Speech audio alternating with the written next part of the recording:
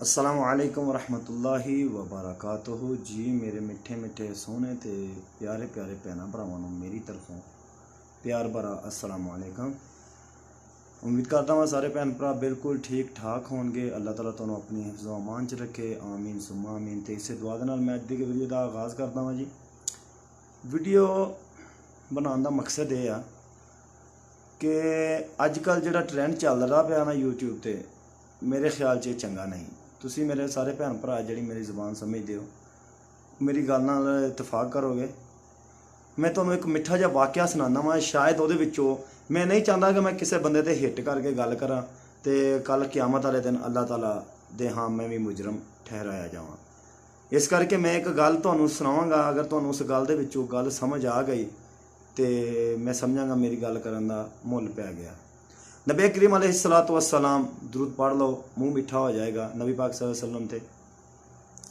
आप अलैहिस्सलातु वस्सलाम जदों मेराज शरीफ ते तशरीफ ले गए, बहुत सारिया मंजिलां तय कीतियां, बहुत सारा सफ़र किया, बहुत सारे मकामात ते आप तशरीफ ले गए।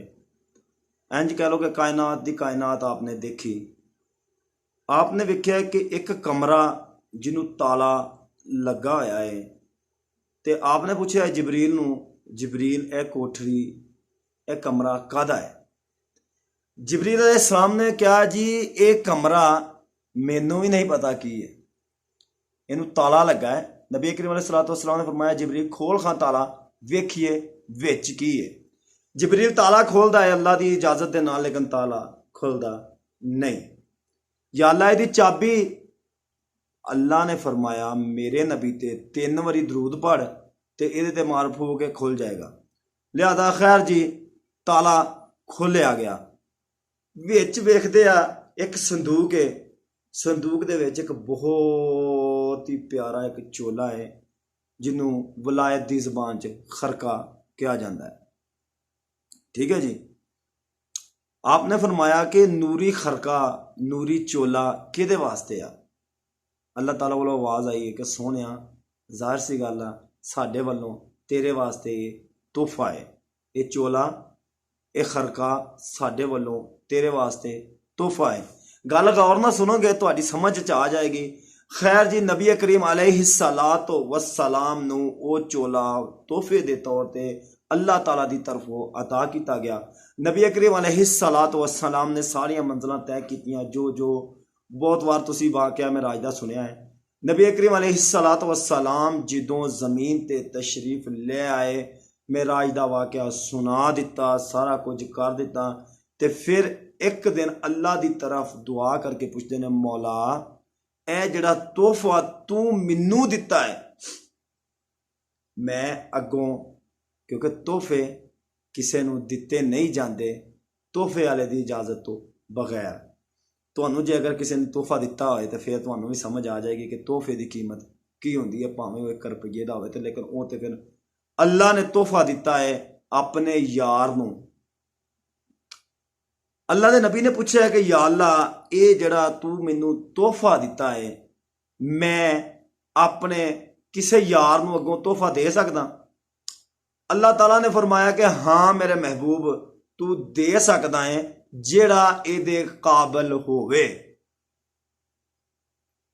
कुर्ता एक ही यार नूं मिलना है। हुण नबी दे 4 यार ने, वैसे तो सारे सहाबा जलीलुल कदर ने, जिन्हां दे विच अबू बकर दा नाम लिया जाए तो सुभान अल्लाह, सैयदना उमर दा नाम लिया जाए तो माशा अल्लाह, फिर मौला सैयदना उस्मान गनी रजी अल्लाह ताला अन्हु ज़ुन्नुरैन, अल्लाह ताला दे नबी दियां 2 बेटियां आप दे निकाह च गईयां सी, और फिर मौला अली मुर्तज़ा हैदर करार, यानी 4 यार चोटी दा मकाम रखने वाले इंसानां दे विचों वो 4 यार ने। नबियां ते वलियां तो बाद कायनात दे विच सारे इंसानां सारियां मखलूकां तो अफजल ने वो। ठीक है जी।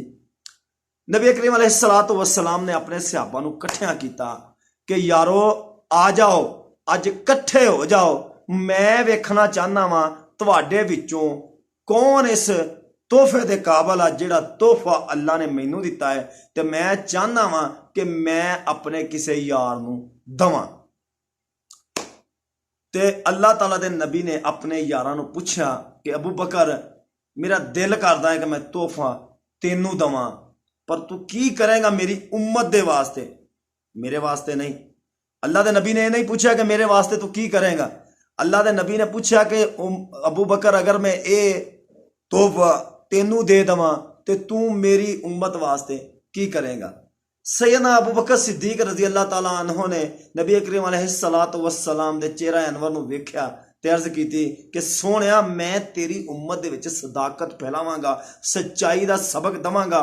मैं तेरी उम्मत दे विच सच्चाई नूं इस तरीके नाल फैला दवांगा जिवें फैलाण दा हक है। मेरे नबी ने फरमाया सुबहान अल्लाह, सिद्दीक तेरी सोच ते मैं कुर्बान जावां, बह जाओ कोई गल नहीं। सैयदना अबू बकर सिद्दीक रजी अल्लाह ताला अन्हु बह गए। मेरी एक एक गल ते गौर करियो, तुहानू गल समझ आएगी मैं गल करनी की चाहना वा। आपने फरमाया उमर मेरा दिल आंदा है कि मैं तोहफा तेनू ना दे देवां, पर तू मेरी उम्मत वास्ते की करेगा।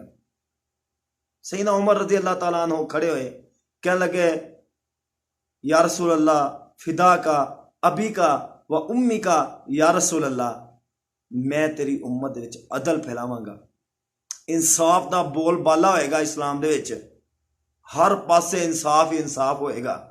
मेरे नबी ने फरमाया वाह सुबहान अल्लाह उमर, तेरी शान भी क्या शान है, माशाअल्लाह तबारक अल्लाह, बह जाओ। मेरे नबी ने फरमाया उस्मान मेरा दिल आंदा है कि यह तोहफा मैं तेनू दे देवां, की करेगा मेरी उम्मत वास्ते। या रसूल अल्लाह मैं तेरी उम्मत च हया फैलावांगा जिहदी बड़ी कमी होएगी, जिहदी अज भी बहुत ज़्यादा कमी है। अगर तुसीं वेखो तो यूट्यूबर मेरे ख्याल च कुछ ज़्यादा जानते होने ने कि हया दी बड़ी कमी है। मैं सोहणिया तेरी उम्मत दे विच हया फैलावांगा, तेरी उम्मत दे विच सखावत करांगा। मेरे नबी ने फरमाया सुभान अल्लाह उस्मान गल तेरी भी सोहनी है, पर बह जा, क्योंकि अल्लाह ने फरमाया सी कि सोहणिया चोला ओनू दवी जिहड़ा इहदा हकदार होवे। नबी करीम अलैहिस्सलातु वस्सलाम ने कायनात दे मौला नूं पुछया कि अली मेरा दिल आंदा है कि मैं तोहफा तेनू ना दे देवां, पर दस तू मेरी उम्मत वास्ते की करेगा। ए वो गल है जिहड़ी मैं तुहानूं समझाना चाहना वां, अगर तुहाडी समझ आ जावे। मौला ने कुर्बान जावां किड्डा सोहना जवाब दिता। मैं 100 वारी कुर्बान जावां मौला दे इस जवाब तो।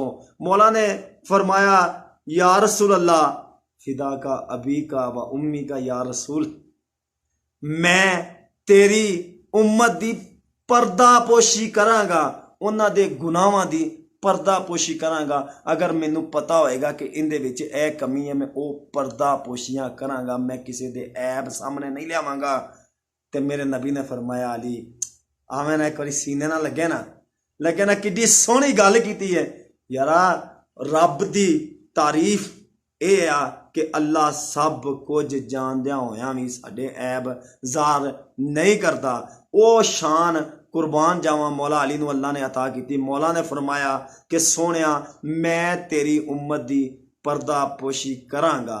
ते मेरे नबी ने वो खरका मौला अली नूं तोहफे च देता। क्यों कि मौला ने फरमाया सी कि या रसूल अल्लाह मैं तेरी उम्मत दी पर्दापोशी करांगा, यानी कि मालूम होया कि गुनाहां ते पर्दे पाउणे, किसे दे ऐब छुपाउणे, लोकां नूं ना दसना, ये बड़ी वड्डी शान है। मेरे नबी ने पसंद किया। वैसे तो वराउल वरा शान है सहाबा दी, हर इंसान दी, हर उस सहाबी दी शान बड़ी उच्ची है जिन्हें नबी करीम अलैहिस्सलातु वस्सलाम नूं वेख्या ते फिर कलमा पढ़िया ते फिर कलमे दी हालत विच, ईमान दी हालत विच दुनिया तो चला गया। सुबहान अल्लाह। हुण मैं आना अपनी गल दी तरफ। ये ट्रेंड चलदा पिया यूट्यूब दे उत्ते। पहलों तो असी एक दूसरे नाल गल्लां करदे हां, यूट्यूब ते चैनल सबसक्राइब किया, एक दूजे की वीडियो वेखी, फिर उहदे नाल गल्लां बातां होईयां, फिर रिश्ते मामलात फोनां तिकर गए, तो फिर असी उन्हां दियां ही गल्लां रिपीट करके एक दूजे के दिलों के विच खटास पैदा करनी, एक दूजे के दिलों च दूरियां पैदा करनियां, कि नफरतां पैदा करनियां। ना ना ना ना, ये गल बहुत ही गलत आ। अगर इस गल नूं तुसीं वेख्या जाओगे तो कल क़यामत वाले दिन रब दा हत्थ होएगा तो तुहाडा गिरेबान होएगा। ये गल याद रखिया जाए। नबी करीम अलैहिस्सलातु वस्सलाम ने पसंद किया सी हज़रत अली नूं, क्यों कि तुसीं किसी दे ऐबां ते पर्दापोशी करदे हो, ठीक है ना।